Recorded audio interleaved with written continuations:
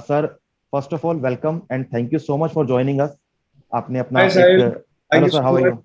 हाँ जी। Thank you so much. Yeah, thank you so क्या much. और आपने अपने टाइट शेड्यूल में टाइम निकाला हमारे लिए, एस्पिरेंट्स के लिए। तो अरे सर नहीं, welcome to this session sir. यही यही हमारा प्रोफेशन है, यही राइट सर, हमारा राइट। पैशन है।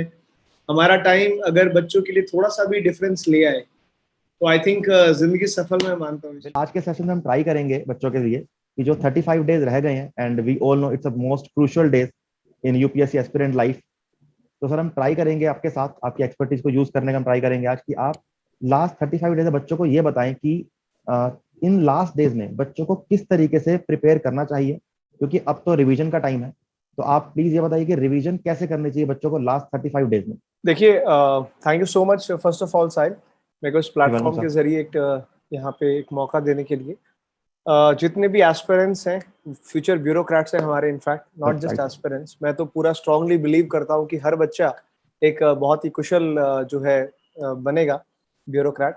सो सभी सभी स्टूडेंट्स के लिए ये सेशन है। फर्स्ट ऑफ ऑल, ये ऐसा नहीं कि सिर्फ अगर आप इस बार का एग्जाम दे रहे हैं तो ही आपके लिए काम आएगा, बिकॉज आपकी लाइफ में, आपकी यूपीएससी की जर्नी में at one point of time तो ये समय जरूर आएगा जब आपको लास्ट रिवीजन की जरूरत पड़ने वाली है, राइट? जो आपने पूछा मुझसे रिगार्डिंग द रिवीजन पार्ट, देखिए इसमें दो चीजें हैं। फर्स्ट ऑफ ऑल, कोई भी बच्चा ये मत सोचना कि मैं पहले 10 महीने मस्ती करूंगा और लास्ट के 40 डेज 30 डेज में कोई कोई एजुकेटर आकर के मुझे ऐसी कोई जादू की छड़ी बता देगा और मेरा एग्जाम क्लियर हो जाएगा। ये एग्जाम जो है ना, बहुत टाइम टेकिंग प्रोसेस है। तो बेसिकली आपने जितना भी एफर्ट डाला है एज एन एस्पिरेंट, आपने जितनी मेहनत की है लास्ट 10 मंथ्स में, 11 मंथ्स में, उसका सम अप करने का टाइम अब आया है। ये समझो कि ये एक कॉन्टिन्यूएशन में आप इसको समझो, अलग से 40 दिन कुछ नहीं है। अगर पहले कुछ नहीं पढ़ा तो ये 40 डेज कुछ नहीं करने वाले। हाँ, अगर आपने 80% 90% चीजें करी हैं पहले, सबसे इंपॉर्टेंट चीज जो रिवीजन के लिए है ना, the very first important thing is you have to rely on the same material जो आपने अभी तक पढ़ा है। लास्ट मोमेंट पे साहिल, कभी भी आपको कोई भी नया सोर्स ऐड नहीं करना चाहिए, राइट सर। एक्सेप्ट अगर वो आपका ट्राइड एंड टेस्टेड है पहले। हम्म। तो आप उसको फिर आप बोलो हाँ सर लास्ट टाइम मैंने पढ़ा था, मुझे पता है ये क्या चीज है। मगर ऐसा कुछ भी अननोन आप बहुत नए चीज मत लेकर के आइए, वो आपको ज्यादा कंफ्यूज करेगा। दूसरी चीज है जो आपने अभी तक सोर्सेस फॉलो किए हैं, UPSC is not about covering 100 books, it is about covering 10 books but multiple times. आप 10 किताबें जो पढ़ते आए हैं उनको ही पढ़ना है, मगर जितनी ज्यादा बार पढ़ेंगे उतना इफेक्टिव आपके लिए रहेगा। तो प्लीज लास्ट मोमेंट पे कोई भी बच्चा नया सोर्स ऐड ना करे। लास्ट 30-35 डेज को आप दो हिस्सों में डिवाइड कर सकते हैं। जो रिवीजन स्ट्रेटेजी जो मैं यूज करता था, आप इसमें ऐसा कीजिएगा कि आप या तो अपने डे को दो हिस्सों में डिवाइड कर लो, half day revision and half day practice, या आप कर सकते हैं 15 days revision, last 20 days practice. You can go both ways, जो आपके लिए जैसा सूट करे। तो आप क्या कीजिएगा कि आप अपने रिसोर्सेज को सेम रखते हुए सबसे पहले आप ये नोटिस कीजिए कि लास्ट मोमेंट पे मैं कौन से सब्जेक्ट को कितना टाइम दूं। First of all, you have to make sure revision के टाइम पे आप ये देखिए कि कोई ऐसा सब्जेक्ट या ऐसा टॉपिक तो नहीं रह गया है जो इंपॉर्टेंट है और आपने लास्ट के लिए छोड़ दिया है। तो सबसे पहले I think as in your revision part you should work on your weak areas. Strong areas आप हैंडल कर लोगे, ट्रस्ट मी। वीक एरियाज ना आप बिल्कुल लास्ट तक छोड़ देते हो, फिर आप बोलते हो यार टाइम नहीं मिला, मैं बिल्कुल छोड़ देता हूँ। बहुत बच्चे आर्ट एंड कल्चर छोड़ जाते हैं कि सर टाइम ही नहीं मिला। तो आपको क्या करना है, आपको ये मेक श्योर करना है लास्ट 35-40 डेज में you have to make sure from the same resources you have to first make your weak points. आपको फिगर आउट करके आपको उन सब्जेक्ट्स पे काम करना है, नंबर वन। नंबर टू, आप सब्जेक्ट को थोड़ा प्रेफरेंस के हिसाब से देखिए। आप last 40 like last 5 year 10 year का पेपर अगर आप उठा के देखोगे, आप कुछ वो सब्जेक्ट्स पिक करो जहां पे जितना टाइम आप दोगे आपको रिटर्न ज्यादा मिलेगा। You have polity for example, you have economy for example, you have modern history for example, then you have science and technology, geography. ये वो सब्जेक्ट्स हैं जिनमें आज हम बहुत सारा एफर्ट डालेंगे तो हमें उतना रिटर्न भी मिलेगा। Right sir. तो राइट। थोड़ा सा आपको स्ट्रेटेजाइज करना होगा कितना टाइम देना है। मैं पर्सनली क्या करता था इस टाइम पे एटलीस्ट एक बार कंप्लीट सिलेबस में से एक बार निकलने की कोशिश करो। आप तीन तीन सब 3 days you can go for like one इसके लिए पर सब्जेक्ट। आप ऐसा कीजिए, आप 2-3 दिन रखिए, 3 दिन में आपको वो पूरा सिलेबस कंप्लीट करना है। फॉर एग्जांपल आपने पॉलिटी उठाया या जो भी सब्जेक्ट उठाया, 3 डेज में you have to make it complete, और 1 डे आप उसका रखिए कंप्लीट प्रैक्टिस का। जो भी आपने पढ़ा उसका सिर्फ प्रैक्टिस का, क्योंकि एनालाइज करना बहुत जरूरी है साहिल। Right sir. हम रिवीजन करते रहेंगे और प्रैक्टिस नहीं करेंगे, it will make the things difficult. तो आप मान के चलें कि आपके 6 या 8 सब्जेक्ट हैं लास्ट के, जो सबसे इंपॉर्टेंट रिवाइज करने वाले, आप 3-3 दिन भी डिवोट करेंगे, it will make 15 to 18 days. 15 से 18 दिन के अंदर आप ये रिवीजन वाला पार्ट कंप्लीट कीजिए। स्टार्ट कीजिए वीक पॉइंट से और फिर स्ट्रॉन्ग पॉइंट पे आइएगा, और आखिरी के जो 20 दिन है वो सिर्फ और सिर्फ प्रैक्टिस पे आपको लगाने हैं। वो सबसे इंपॉर्टेंट है। जितना प्रैक्टिस करोगे उतने आपको रिजल्ट मिलेंगे। आप एक्चुअली क्या होता है, जब हम पढ़ते हैं कोई चीज, हमारे 1-2 पॉइंट मिस हो जाते हैं। वो पॉइंट भी कब कवर हो जाएंगे, जब आप उसकी टेस्ट सीरीज प्रैक्टिस करोगे।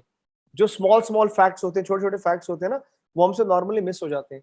तो प्रैक्टिस टेस्ट के थ्रू आप वो सब चीजें कवर करेंगे। सर आपने sir first of all thank you, आपने इतना प्रिसाइजली और एक इजी वे में समझाया कि रिवीजन को कैसे हमने कैरी फॉरवर्ड करना है बच्चों को इस टाइम पे। सर आपने स्पेशली आर्ट एंड कल्चर का नाम लिया, जी। And I have known many students इस टाइम पे जिन्होंने आर्ट एंड कल्चर को टच भी नहीं किया होता, but as we all know कि at least 4-5 questions every year comes from art and culture part and ancient also. और दोनों ही ऐसे पार्ट हैं हमारे यूपीएससी के कि जो बच्चे या तो उनसे फोबिया है दोनों टॉपिक का, और इस टाइम तक बच्चों ने उनको टच नहीं किया होता। तो व्हाट यू विल सजेस्ट, अगर ऐसे एस्पिरेंट हमारे साथ जुड़े अभी हैं या आगे जो हमारी वीडियो को देखेंगे, अगर ऐसे एस्पिरेंट है जिन्होंने दोनों में से किसी भी, आप एक आर्ट एंड कल्चर की हम बात कर लेते हैं, अगर उन्होंने उस सब्जेक्ट को टच नहीं किया, तो इस टाइम पे क्या उसमें से कुछ पढ़ना चाहिए या नहीं पढ़ना चाहिए? देखिए, यूपीएससी में कोई भी एजुकेटर, कोई भी टीचर आपको ये बिल्कुल भी नहीं कहेगा कि आप रहने दो, छोड़ दो, या ऐसे ही चले जाओ। देखो, ऐसे ही जा करके वहां पे आपके तुक्के तो नहीं लगने वाले, दिस इज फॉर श्योर। मतलब कोई बहुत ही गोल्डन पेन से अपनी किस्मत लिखवा के लाया हो ठीक और बात है आंख सर। बंद करके एबीसीडी कर दे, देखो वो तो फिर एक गॉड गिफ्ट वाली बात है। सो मैं कह रहा था साहिल की जो स्टैटिक सब्जेक्ट है ना, खास तौर पे हिस्ट्री के आप सब्जेक्ट, हिस्ट्री का पोर्शन उठा लीजिए, कोई भी, मॉडर्न है, मिडिवल है, आर्ट एंड कल्चर है, ठीक है, पॉलिटी हो गया, जो आपका सब्जेक्ट आपने बिल्कुल टच नहीं किया, मान लीजिए आर्ट एंड कल्चर और एंशिएंट का आपने पूछा ना, अगर हाँ जी। आपने बिल्कुल टच नहीं किया ना, स्क्रैच से तो आप शुरू नहीं कर सकते। अगर आप राइट सर। इस टाइम पे सोचें कि यार मैं बिल्कुल जीरो से स्टार्ट करूंगा, आपकी 15-20 डेज यही खराब कर देंगे। आप वो बिल्कुल मत करना, और उतनी वेटेज भी नहीं है फ्रेंकली स्पीकिंग, छोड़ना बिल्कुल भी नहीं है।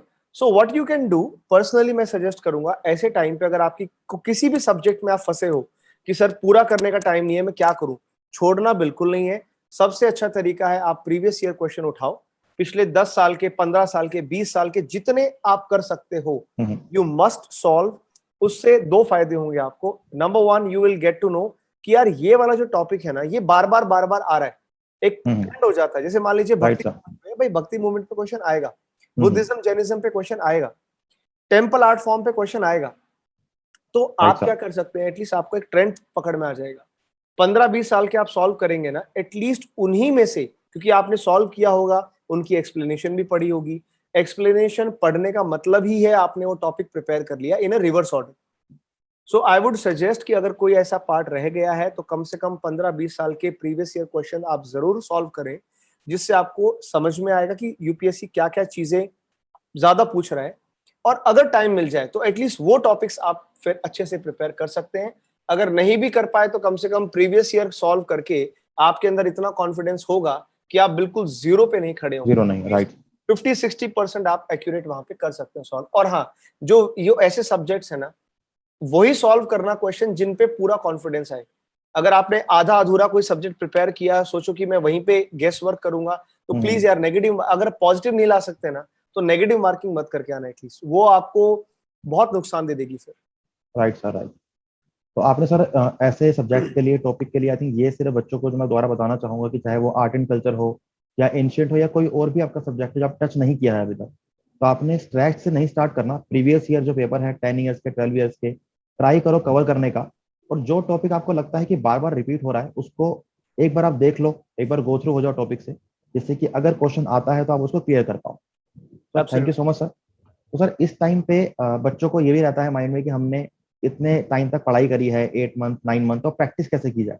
तो सर लास्ट अभी 35 डेज हमारे पास हैं, तो सर इस टाइम पे मॉक टेस्ट का जो इंपॉर्टेंस है बच्चों के लिए, मतलब मॉक टेस्ट का और प्रीवियस ईयर क्वेश्चन दोनों की बात आपसे पूछना चाहूंगा कि दोनों का इस टाइम पे क्या इंपॉर्टेंस है और कितने मॉक टेस्ट बच्चों को देने चाहिए अभी इस प्रेजेंट 35 डेज के अंदर। देखिए साहिल, ये तो आपने बहुत ही मतलब मोस्ट रिलेवेंट क्वेश्चन मैं कहूंगा, और आई थिंक 99.9% बच्चे इसी कंफ्यूजन में होते हैं और ये राइट सबके सर। माइंड में चलता है, क्योंकि ये सबने सुना हुआ है कि प्रैक्टिस करो प्रैक्टिस करो प्रैक्टिस जी। करो, मगर ये बहुत कम लोग जानते हैं कि प्रैक्टिस करें कैसे और कितनी प्रैक्टिस करें। देखो, अगर मैं आपको ऑर्डर ऑफ प्रेफरेंस दूं ना, तो मैं ऑर्डर ऑफ प्रेफरेंस पूरी पूरे लास्ट स्ट्रेटजी के 3 पिलर्स होते हैं। नंबर 1 रिवीजन, जो हम कवर कर चुके हैं। नंबर 2 प्रीवियस ईयर, और नंबर 3 मॉक टेस्ट। ये 3 पिलर स्ट्रेटजी बोलते हैं लास्ट 35, 40, 50, 60 किसी भी डेज में आप इसको लगा लीजिए। अगर मैं ऑर्डर ऑफ प्रेफरेंस दूं, आई थिंक हर स्टूडेंट को जब उसकी रिवीजन कंप्लीट हो जाए, सबसे पहले प्रीवियस ईयर क्वेश्चंस को मैं ज्यादा प्रेफरेंस दूंगा, क्योंकि ओके। वो ऐसे वाले क्वेश्चंस हैं that has already been asked in the UPSC. Mock test तो एक अंदाजा है कि क्वेश्चन आएगा, ऐसा क्वेश्चन आएगा, मगर जो ऑलरेडी आ चुके हैं, जो यूपीएससी पूछ चुका है ना, पहले सबसे पहले तो आप उनको प्रैक्टिस करो। 10, 12, 15 साल के आप उनको जरूर सॉल्व करो। वो भी एक मॉक टेस्ट ही है, मगर राइट सर। वो ज्यादा शॉर्ट मॉक टेस्ट है, क्योंकि यूपीएससी उस लेवल पे पूछ चुका है। तो राइट सर। फर्स्ट प्रेफरेंस जो आप लोग देंगे 10-15 टेस्ट की, वो प्लीज हम्म। अपने प्रीवियस ईयर देखिए। उससे आपको आपकी तैयारी का लेवल पता चलेगा, यूपीएससी के लेवल से आप कहाँ स्टैंड करते हैं, आपको रियल पिक्चर क्लियर हो जाएगी। नंबर 2, फिर आप आइए मॉक टेस्ट पे, क्योंकि सिर्फ यूपीएससी तक ही नहीं, आप मॉक टेस्ट जरूर दीजिए, बिल्कुल दीजिए। देखो फ्रेंकली, मैं पर्सनली आपको बताऊं, मेरी कोशिश होती थी लास्ट 2 महीने में मैं कम से कम 15,000 एमसीक्यू सॉल्व करता था। मैं बिल्कुल नहीं कह रहा कि ये करना चाहिए, क्योंकि मैं उसको पूरे साल में ऐसा प्लान करता था कि आखिरी तक आते आते 10,000 15,000 मेरे क्वेश्चन होते थे सॉल्व। Right sir. अब लास्ट की अगर 35 डेज की बात करें, एटलीस्ट स्टूडेंट्स एक चीज जरूर कर सकते हैं, ज्यादा नहीं, आप कम से कम 100 क्वेश्चन का टारगेट तो रख सकते हैं। एटलीस्ट एक मॉक टेस्ट तो आप डेली बेसिस पे दे सकते हैं। Definitely sir. तो एटलीस्ट एक मॉक टेस्ट आप दीजिए, और एक मॉक टेस्ट को कोशिश कीजिए, अगर आपके टाइम टेबल में फिट हो जाए, यूपीएससी के टाइम पे 9:30 to 11:30 जो आपका पेपर होगा ना, आप सेम टाइम पे मॉक टेस्ट दीजिए, एक मॉक टेस्ट एवरी डे। जब आप ऐसा करोगे, 35 डेज तक आप एक मॉक टेस्ट रोज दोगे, आपको लगेगा यूपीएससी का पेपर भी मॉक टेस्ट है। सच में, ये मैं ट्राइड एंड टेस्टेड चीज बता रहा हूँ आपको। आपको एग्जाम प्रेशर फील नहीं होगा साहिल, क्योंकि आप पिछले 1 महीने से या 2 महीने से, जो भी आपका टाइम पीरियड बनेगा, उसमें आप सेम टाइम पे, आपको एक हैबिट होगी एग्जाम देने की। Right sir. जब आप एग्जाम में जाओगे, आप कहोगे हाँ, ये तो मैं सेम कर रहा हूँ 1 महीने से, तो I can do it any time. तो राइट सर। आपका लिटरली प्रेशर ही खत्म हो जाएगा एग्जाम में, अगर आप सेम टाइम पे, यूपीएससी टाइम पे, रोज का एक मॉक टेस्ट सॉल्व करते हैं। तो उस हिसाब से आप देख लीजिए, आपको जितना भी टाइम मिल रहा है, एक मॉक टेस्ट का मतलब 100 क्वेश्चन है। ये स्ट्रैटेजी अगर आप 2 महीने पहले अपनाती तो 6,000 क्वेश्चन हो जाते, बिल्कुल सर। अभी कर रहे हैं तो 3,000, 3,500 हो जाएंगे। Right sir. तो ये आप जरूर कीजिएगा, लेकिन इसको इग्नोर नहीं करना है। बहुत इसको सारे सर बच्चे नहीं मैंने कर देखा सकते। है, आप लोग बहुत अच्छे से रिवाइज करते हो, बट लैक ऑफ प्रैक्टिस। एक मैं आपको साइंटिफिक चीज बता रहा हूँ, जब आप कम से कम 3-4 हजार क्वेश्चन सॉल्व करते हो ना, लास्ट के 30-40 मॉक टेस्ट देते हो, तो आपका ब्रेन ट्रेन हो जाता है साइंटिफिकली एलिमिनेट करने के लिए ऑप्शंस को। आपको ना एक सेंस आने लग जाती है कि यार ये क्वेश्चन है, ये मुझे ये वाली स्टेटमेंट गड़बड़ लग रही है। जैसे बहुत सारी स्टेटमेंट आपको मसलन बताता हूँ, जैसे मॉक टेस्ट में क्वेश्चंस होते हैं कि दिस इज हैपनिंग ओनली। जिन जिन स्टेटमेंट में से राइट। सिर्फ ओनली लिखा होता है या ऑलवेज लिखा होता है, जो बहुत एक्सट्रीम स्टेटमेंट्स होती है, never, India has never been a part of this group, something like that. तो 30-35 क्वेश्चन पेपर सॉल्व करके ना, आपको आइडिया होता है कि नहीं यार, ये तो क्वेश्चन गलत लग रहा है। ऐसी ऐसी स्टेटमेंट मैंने 10 बार सॉल्व किए, अक्सर गलत होती है।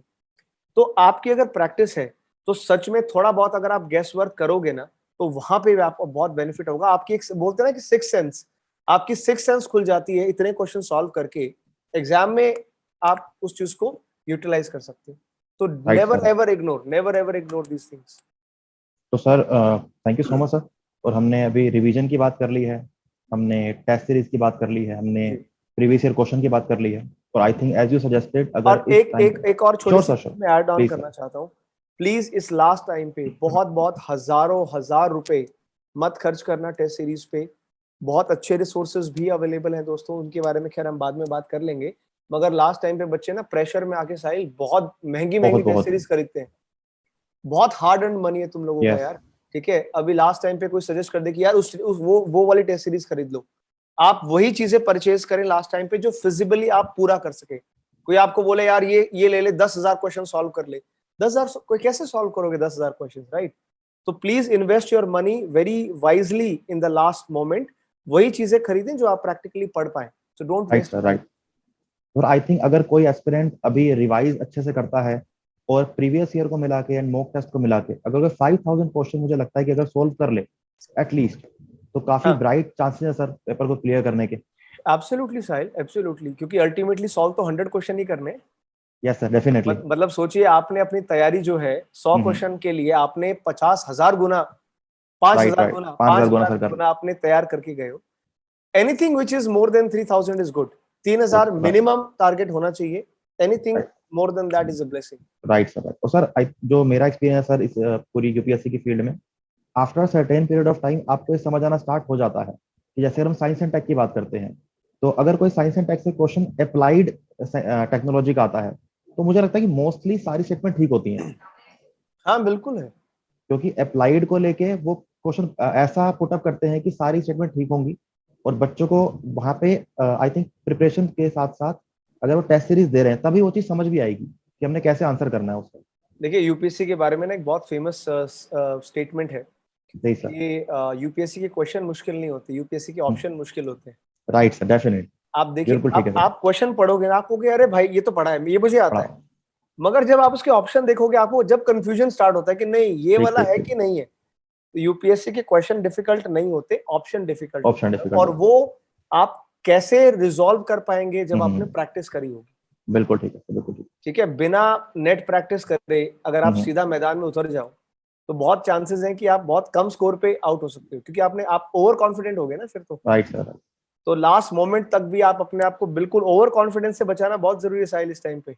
बिल्कुल सर, बिल्कुल। बच्चों को लगता है, या तो दो तरह के बच्चे हैं, या तो लगता है बिल्कुल नहीं आता, या कुछ को लगता है सब आता है। ये बहुत कुछ आता है। दोनों ही सिचुएशन खराब है। खुद को थोड़ा मोडेस्टी अभी लाने का टाइम है। बिल्कुल और एक बिल्कुल। सजेशन मेरा भी एस्पिरेंट्स को है कि इस टाइम पे काफी कुछ ऐसे आईपीएल चल रहा है या मूवीज काफी रिलीज हो रही हैं, तो आपका फोकस सिर्फ और सिर्फ आपके 3 फ्रेंड्स जैसे सर ने बताए हैं, रिवीजन होनी चाहिए, मॉक टेस्ट होना चाहिए और प्रीवियस ईयर क्वेश्चंस होने चाहिए। उसके अलावा फोकस आपका कहीं नहीं होना चाहिए इस टाइम पे। इस और टाइम पे हमने। भाई, इस टाइम पे तुमको अर्जुन बनना पड़ेगा। राइट अगर राइट, डेफिनेटली। जिस बच्चे ने इस टाइम पे मछली की आंख देख ली तो वो तो देख ली, जी और सर, नहीं तो बिल्कुल। बाकी दुनिया, सारी उम्र सारी जिंदगी ना मछली की आंख को छोड़ करके बाकी सब दिखेगा, सब पर वो दिखेगा। आंख नहीं दिखेगी कभी भी। Right sir, right. आप डिसाइड कर लो ये 30 डेज आप कैसे यूज करोगे ताकि जिंदगी के अगले 30 साल आपके बहुत बेहतरीन जाए। अभी राइट 30 सर। साल, 30 दिन मस्ती कर लो या 30 साल मस्ती कर लो, चॉइस आपकी जी, है, सिंपल सी बात है। बिल्कुल ठीक है सर, बिल्कुल ठीक है। तो सर हमने अभी तक जीएस के एग्जाम के लिए तो हमने रिवीजन की बात करी है, टेस्ट सीरीज की बात करी है, प्रीवियस ईयर क्वेश्चन की बात, इवन हमने सब्जेक्ट को लेके भी कुछ बात करी है। तो जी। सर एक जो नया फोबिया एस्पिरेंट्स में लास्ट 2 ईयर से मुझे देखने को मिला है, और काफी एस्पिरेंट्स काफी ज्यादा डरते हैं सी सेट को लेके, कि भाई जी सी सेट बिल्कुल। पे बच्चों का सी सेट क्लियर नहीं हो रहा, इवन 33% मार्क्स नहीं आ रहे हैं। ऐसे काफी स्टूडेंट्स को मैं भी जानता हूँ कि वो जीएस में इतने अच्छा परफॉर्म करते हैं, इवन वो आंसर राइटिंग में अच्छा परफॉर्म करते हैं, लेकिन सी सेट क्लियर नहीं होता उनका। तो सर बिल्कुल इस बिल्कुल। लास्ट डे में सर क्या करना चाहिए एस्पिरेंट्स को कि शॉर्ट सी सेट को क्वालिफाई कर पाए? देखो आई थिंक ये बहुत बड़ा दुर्भाग्य होता है किसी बच्चे के लिए अगर वो, क्योंकि हमारा पूरा जो गेम है 95% गेम इज जीएस। चाहे जी आप सर। प्री ले लीजिए, मेंस ले लीजिए, सब जीएस है। एक 5% का ये अटका हुआ है सी सेट पे जो मामला। बहुत ब्रिलियंट से ब्रिलियंट बच्चे आप देखोगे ना, सी सेट में हम्म। प्रॉब्लम आ जाती है स्टूडेंट्स को अक्सर। जैसे कि आपने कहा, मैंने भी बहुत बच्चों को जानता हूँ जो बहुत अच्छा परफॉर्म कर रहे हैं जीएस में, बट सी सेट पे अटक रहे हैं। देखो दो चीजें हैं, सी सेट आप देखेंगे 2019 तक it was pretty much okay. Definitely sir. 2019 से पहले ज्यादा शिकायत नहीं थी बच्चों की कि हम सॉल्व नहीं कर पा रहे, सॉल्व नहीं हो रहा है। 2019 के बाद से प्रॉब्लम ज्यादा आई है कि यूपीएससी ने ना अचानक से अपना लेवल बहुत बढ़ा दिया सी सेट का। अब सी सेट का वो लेवल नहीं है जो पहले होता था। राइट। तो दो चीजें हैं, देखो if you are going to appear, अभी 2022 में आप लोग जाने वाले हो, तो आपके लिए स्ट्रैटेजी अलग है, और आप फ्यूचर में अपीयर करोगे तो उसके लिए स्ट्रैटेजी अलग है। पहले मैं बात करता हूँ जो 2022 में अपीयर होने वाले। सी सेट का एज ऑलवेज जो सबसे बेस्ट रिसोर्स है, जब से सी सेट स्टार्ट हुआ है, प्लीज प्रीवियस ईयर सॉल्व कीजिए। बेशक वो आसान है, मुश्किल है, मगर प्रीवियस ईयर सॉल्व कीजिए। प्रीवियस ईयर सॉल्व करके आपको एक तो आपको अपनी कमियां पता चल जाएंगी कि यार मैं किस पोर्शन में स्ट्रांग हूँ, किस पोर्शन में मैं वीक हूँ। होता क्या है, क्योंकि हम लोग यूपीएससी वाले जो है ना, बहुत ज्यादा मैथमेटिक्स का भी प्रैक्टिस करते नहीं है, सिर्फ जीएस की हमें आदत ज्यादा होती है, पढ़ने की, रीडिंग की हैबिट होती है, हम लोग सॉल्व करने में थोड़ा वीक हो जाते हैं, स्लो हो जाते हैं। जब आप पिछले 7-8 इयर्स के मॉक टेस्ट सॉल्व करेंगे ना, एक तो आपकी प्रैक्टिस वापस आ जाएगी, क्योंकि देखो लाइफ में कभी ना कभी सब लोगों ने वैसे क्वेश्चन किए हुए हैं right sir. At certain level, बस अभी हम भूल चुके हैं। ठीक है, अब जैसे हिंदी की मैं बात करूं फॉर एग्जांपल, हिंदी लैंग्वेज, जो हिंदी स्पीकिंग स्टूडेंट्स रहे हैं, हम हाँ जी। लोगों ने हिंदी सबने पढ़ी हुई है, मगर 10th क्लास के बाद मैंने हिंदी कभी यूज ही नहीं करी। 10th क्लास के बाद मैंने कभी हिंदी लिखी नहीं है प्रॉपर, एक्सेप्ट जब यूपीएससी का एग्जाम आया, लोगों को जीएस का टेंशन था, मेरे को हिंदी का टेंशन था कि हिंदी का राइट पेपर सर, कैसे होगा। तो कुछ सेम आइडिया ही नहीं है उस बात का कैसे नहीं, किया जाए उसको। अरे होगा ही नहीं। मैं कह रहा हूँ कोई हाँ। मुझे बोल दे कि भैया आप ये सर आप 1000 वर्ड लिख दो, सोचना पड़ेगा कि 1000 वर्ड तो लिख दें, पर ये स्पेलिंग छोटी बड़ी मात्रा बड़ी, राइट राइट। ये प्रॉब्लम आती है। सेम मैथमेटिक्स के साथ हो रखा है। जब आप लास्ट 7-8 ईयर्स का सॉल्व करेंगे ना, then you will get to know कि हाँ यार, ये वाले पर्टिकुलर टॉपिक्स है जिनमें मैं अच्छा परफॉर्म कर रहा हूँ। आपको सिर्फ प्रैक्टिस करके ये पता लगाना है कि मैं क्या चीजें सॉल्व कर पा रहा हूँ, और मुझे वही चीज सबसे पहले जाके सॉल्व करनी है एग्जाम में। आपको सिर्फ अपने आप को एनालाइज करना है 7-8 साल का सॉल्व करके कि यार ये रीजनिंग के क्वेश्चन की ये पर्टिकुलर 3-4 टाइप है जो मैं सॉल्व कर पा रहा हूँ। एग्जाम आएगा, उठा करके वही सॉल्व करो। मैथमेटिक्स में यार मुझे पता चला कि यार ये 6 टॉपिक है जो मेरे स्ट्रॉन्ग है। डाउनस्ट्रीम अपस्ट्रीम के क्वेश्चंस हो गए, पाइपलाइन के क्वेश्चंस हो गए, परसेंटेज हो गया, इंटरेस्ट हो गया, ये 6-7 टॉपिक है जो मैं कर पाता हूँ। तो मैं हर बार सबसे पहले वही चीज सॉल्व करूंगा। और जहां तक बात है कॉम्प्रीहेंशंस की, कॉम्प्रीहेंशंस के लिए देखिए, अगर आप थोड़ा सा लॉन्ग टर्म में समझेंगे, अगर आपको सीसेट के कॉम्प्रीहेंशन सॉल्व करने हैं, then you have to be good with the editorials. आपने एनालाइज किया होगा साहिल कि एडिटोरियल्स बहुत ज्यादा आ रहे हैं इस बार कॉम्प्रीहेंशन। यस सर, बिल्कुल आ रहे हैं। तो इंडियन एक्सप्रेस और द हिंदू न्यूज़पेपर, बेशक आपका हिंदी मीडियम है, यस सर। बहुत बच्चे हैं जो कहेंगे सर मैं हिंदी मीडियम हूं, मैं इंग्लिश न्यूज़पेपर क्यों पढूं। Right as sir. A Hindi medium student भी आई वुड स्टिल रिकमेंड कि आपको द हिंदू या इंडियन एक्सप्रेस जरूर पढ़ना चाहिए। आना बेसिक चाहिए। इंग्लिश आनी जरूरी है, और सी सेट में आपको इसका रिजल्ट मिलेगा। अगर आप डेली एक एडिटोरियल भी पढ़ते हैं ना, आपको कभी भी कॉम्प्रिहेंशन में प्रॉब्लम नहीं आएगी।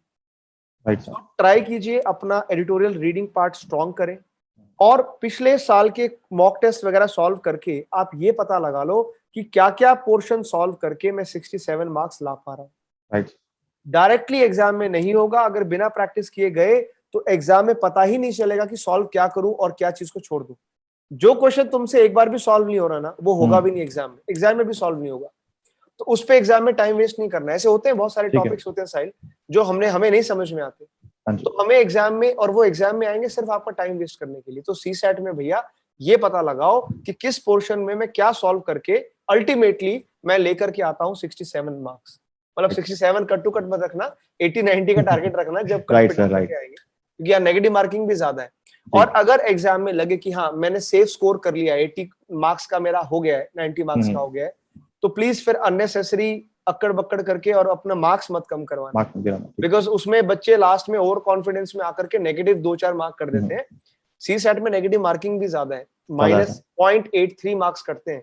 जीएस में 0.66 कटेंगे, यहाँ पे 0.83 कटेंगे, 83 का। क्योंकि 2.5 नंबर का एक क्वेश्चन आपका होता है, क्योंकि 80 क्वेश्चन आते हैं इसके अंदर। 80 क्वेश्चन आते हैं। सो आपको बस ये फिगर आउट करना है कि कैसे करके मैं 40 क्वेश्चन को कर दूं करेक्ट। बस आपका टारगेट 40 का होना चाहिए, ज्यादा दिमाग लगाना नहीं है, लेकिन छोड़ करके बिना प्रिपेयर किए जाना भी नहीं। ठीक है सर। तो सर आई थिंक इसका सम अप अगर हम करें तो ये है कि एक तो बेसिक आइडिया होना चाहिए एग्जाम में कौन से पोर्शन है, कहाँ से क्वेश्चन आ रहे हैं, और एक और बेसिक प्रैक्टिस बहुत जरूरी है। आपका अपना स्ट्रेंथ पता होना चाहिए कि भाई ये राइट सर। पोर्शन मेरा स्ट्रांग है, ये मेरा वीक है, ये पता करना सबसे जरूरी है। Definitely sir, definitely. तो सर हमने, अगर आप थोड़ा सा बच्चों को ये बता पाएं कि बच्चों को ये भी डाउट रहता है कि हम कितना अटेम्प्ट करके हैं, चाहे वो जीएस हो या वो सी सेट हो, दोनों के अंदर बच्चों को अटेम्प्ट को लेके काफी इशू है, क्योंकि लास्ट कुछ सालों से कट ऑफ 92 भी गया है, 96 भी गया है। तो बच्चों को एक काफी डाउट है कि हम कितना अटेम्प्ट करें, क्या हमारा सेफ जोन होना चाहिए, और क्या कट ऑफ जा सकती है नेक्स्ट ईयर, क्योंकि इसका आइडिया नहीं है। तो सर हम सिर्फ सेफ जोन तो ट्राई कर सकते हैं क्रिएट करने का, अब कट बिल्कुल, ऑफ तो यूपीएससी की हमें नहीं पता लग सकती कितना होगा। ऑफ कोर्स, ऑफ तो सर कोर्स। थोड़ा सा अगर आप बताएं बच्चों को दोनों पेपर के लिए सर। देखो सी सेट का तो मैंने आपको बता दिया, हाँ आपका जी। टारगेट होना चाहिए 40-45 questions are more than enough. 40-45 questions अगर आप स्ट्रांगली, अगर आप श्योर हो कि हाँ मैंने कर यस दिया, सर, ठीक है, क्योंकि उसमें बिल्कुल भी हमको स्कोर नहीं करना है, सिर्फ पासिंग चाहिए। पासिंग 40-45 क्वेश्चन स्ट्रांगली आप कीजिए, that is more than enough. Negative चाहिए। Marking together, all together avoid करनी है। अगर मैं जीएस की बात करूं, ठीक है, जो हमारा एक, मैं मान के चलता हूं कि जो 95 से नीचे तो मैं मतलब हमें सोचना भी नहीं चाहिए। कट ऑफ है, चाहे वो 92 आई है, उससे पहले 91 भी आई थी, कट ऑफ 94-5 पे भी करती है। आप ये मान के चलें कि यार इस बार 95 से 105 रहेगी, ये मान ही लेना चाहिए, क्योंकि हो सकता है कभी 100 भी टच कर जाए, ऐसा कोई बिग डील नहीं। Right sir. 2017 में आप देखेंगे 105 कुछ भी गई थी, यस सर। कट ऑफ थी। तो हम ये मान के चलते हैं कि कट ऑफ रहेगी 95 से 105 के बीच में। हम थोड़ा सा और सेफ साइड सोच लेते हैं, तो 120 प्लस का टारगेट रख लो, ठीक है। अभी 120 से ऊपर जाएगी ऐसा तो बहुत रेयर चांसेस आए, तो सेफ जोन, चांसेस नहीं है। मतलब बहुत रेयर है। अगर हो जाए तो भैया देखो यूपीएससी तो कुछ भी, राइट सर। राइट। तो आप ये मान के चले, आप ये मान के चले 120 आपका सेफ स्कोर होना चाहिए। और उसको अटेम्प्ट करने के लिए सही तरीके से अगर आप सोचोगे, साइंटिफिकली सोचोगे ना, तो 75 से 80 questions are more than enough. Best sir ये। अगर आप 75 और 80 क्वेश्चंस आपके, उसमें भी आप एक बहुत सिंपल सी टेक्निक है, आप जैसे ही आपके पास पेपर आएगा, आप उसको रीड करना स्टार्ट करते हैं, सॉल्व करना स्टार्ट करते हैं। आप जैसे हमारे बजट में हम लोग पढ़ते हैं ना साहिल, हमारी अलग अलग रीडिंग होती है, बजट की first reading, second yes sir. Reading, yes sir. इस टाइप से बजट पास होता है या कोई जी भी जी बिल जी। पास होता है। तो यहाँ पेपर की भी 3 रीडिंग आप लेकर के चलो, ओके। ठीक है। 2 hours are more than enough. आप देखेंगे ना तो आप सही मायनों में 1 घंटे में पेपर सॉल्व हो जाता है जीएस का, क्योंकि सॉल्व नहीं करना है, अगर पता है तो पता है, यस नो आपको फटाफट से सॉल्व होगा। पहले 1 आवर में आप वो क्वेश्चन सॉल्व कर लीजिए जिसके बारे में आप 150% श्योर है, ये तो मेरे को 100% क्या 150% आता है। तो फर्स्ट गो में आपको ऐसे 40 क्वेश्चन मिल जाएंगे, ट्रस्ट मी। ऐसे 40 क्वेश्चन होंगे जो आपको बिल्कुल शॉर्ट शॉर्ट होंगे कि ये गलत नहीं हो सकते। ठीक बात। तो 40 पे तुम्हारा स्ट्रांग, 40-45 क्वेश्चन पे स्ट्रांग होल्ड बन जाता है। यूपीएससी का पेपर ऐसे ही सेट होता है, इसमें 3 तरह के लेवल होते हैं, बहुत इजी लेवल, मीडियम और फिर एक हाई लेवल, और एक होता है बाउंसर। बाउंसर राइट सबके सर। लिए बाउंसर है, ठीक है। तो ऐसे कम से कम 5 to 7 क्वेश्चन होते हैं जो बिल्कुल बाउंसर होते हैं। वो आपको सिर्फ टाइम वेस्ट करेंगे, आपके नेगेटिव मार्किंग इनवाइट करेंगे, दैट इज ऑल। आप जब पेपर सॉल्व करेंगे सबसे पहले वही क्वेश्चंस को मार्क कीजिए जिसके बारे में आप बिल्कुल श्योर है। तो 45 क्वेश्चंस आपको वहां से मिलेंगे। उसके बाद आती है सेकंड रीडिंग। सेकंड रीडिंग वो होती है जहां पे तुमको लगता है कि यार मुझे 70% तो ये पेपर आता है, 70-75% क्वेश्चन आ रहा है और इसमें मैं चांस ले सकता हूँ। 50% से नीचे वाले पे चांस लेने को नहीं बोल रहा मैं, जहां पे तुमको लगता है कि यार 70% तो लग रहा है, 70-75% की फीलिंग आ रही है, ऐसे क्वेश्चन कम से कम तुम्हारे पास होंगे 15 to 20 क्वेश्चन। Right sir. तो साइंटिफिकली आप देखो तो 60 to 65 क्वेश्चन आप ऐसे सॉल्व करते हैं। आखिरी के 10 क्वेश्चन बनते हैं जहां पे तुम रिस्क ले सकते हो। वैसे अगर तुमने 60 क्वेश्चन सॉल्व कर दिए तो 120 हो जाएंगे, बट ऐसा हो नहीं सकता कि नेगेटिव मार्किंग ना हो, नेगेटिव मार्किंग भी होगी। तो आप कोशिश करके अपना स्ट्रेच कर करके ना, लेकिन एक बार में 75 नहीं करने हैं, जैसे मैं बता रहा हूँ, फर्स्ट रीडिंग, सेकंड रीडिंग। और होता भी है साहिल, जब आप एक बार सॉल्व करके जब उसी क्वेश्चन को सेकंड रीडिंग में सॉल्व करते हो ना, तो कई बार ज्यादा क्लिक कर जाता है। Right sir. फर्स्ट टाइम में अगर आप उसी क्वेश्चन पे अटके रहे तो नहीं सॉल्व होता। 2017 का मुझे पेपर याद है साहिल, मेरा जो सेट था ना, उसमें फर्स्ट 7 क्वेश्चन मुझे नहीं आते थे। पहले मतलब ओपन मैंने किया और पहले ये भी नहीं आता, ये भी नहीं आता, ये भी नहीं आता, पहले 7 क्वेश्चन ऐसे थे और मेरा मोरल डाउन हो गया। मैंने पेन रख दिया कि भैया 7 क्वेश्चन में ऐसा हाल है, नहीं आते, नेचुरल बात है सर ये तो आगे वाले तो कैसे सॉल्व होंगे। जी। तो फिर मैंने 2 मिनट सांस लिया कि ठीक है, 7 मैं ये मान के चलता हूँ 7 बाउंसर थे और सीधा सारे बाउंसर मेरे ऊपर से गए। Right sir. उसके बाद मैंने क्वेश्चन नंबर 8 से सॉल्व करना स्टार्ट किया, 8 से लेकर के और 27 तक सारे क्वेश्चन मुझे आते मिले। तो ऐसा भी हो सकता है, डिपेंड करता है आपके पास कौन सा सेट आए। कभी बहुत डिफिकल्ट क्वेश्चन स्टार्टिंग में भी आ सकता है जी। बट आपको ये माइंड में रखना है कि 7 to 8 क्वेश्चन ऐसे होंगे जो आपको बिल्कुल नहीं आएंगे, चाहे आप हर सब्जेक्ट में पीएचडी कर लो, वो 8 क्वेश्चन आपको कभी नहीं आएंगे, वो आपके लिए होते ही नहीं, किसी के लिए नहीं होते वो क्वेश्चंस। तो उसमें अपने आप टाइम वेस्ट मत करें, उसमें अननेसेसरी उन पे गेस वर्क मत करें, जिनके बारे में कुछ पता ही नहीं है उस पर कभी भी तुक्का मत मारें। 75 और 80 के बीच में आप सॉल्व करने की कोशिश करें, you will end up getting 120 plus marks. ये scientifically मैं आपको बता सकता हूँ. Right sir, right. Avoid negative marking.